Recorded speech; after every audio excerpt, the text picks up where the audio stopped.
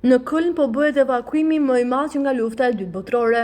Arsyeja është zbulimi i 3 bombave të pashpërthyera të hedhura nga forcat aleate 80 vjet më parë.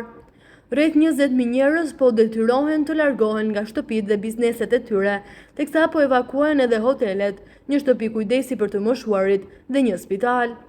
3 ura mbi lumin Rajn janë mbytur dhe trafiku hekurudhor është ndalur ose devijuar. Shumë shkolla, kopshte, muze dhe rrjeti i tramvajit, si dhe shtëpia e orkestrës filarmonike të qytetit, janë detyruar të mbyllen pasi të gjitha veprimet në qytetin e vjetër janë ndërprerë.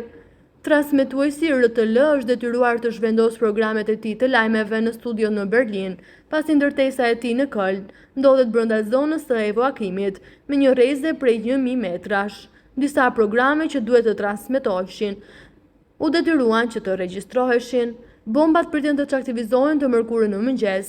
Ato janë bomba të prodhuara në SBA, 2 prej 20 tonëshe dhe 1 prej 10 tonësh. Ato janë zbuluar të hënën në bregun e djathtë të lumit Rajn gjatë punimeve ndërtimore pranë fabrikës së anijeve Detus. Të treja janë të pajisura me fitil impakti që mund të shkaktojnë shpërthime në kontakt me një sipërfaqe të plotë. 80 vjet pas përfundimit të luftës së dytë botërore, gjendje të tilla ende nuk janë të pazakonta në Köln, i cili ishte ndër qytetet më të bombarduara të Gjermanisë gjatë konfliktit. Ende nuk dihet saktësisht se kur u hodhën bombat që presin të çaktivizohen.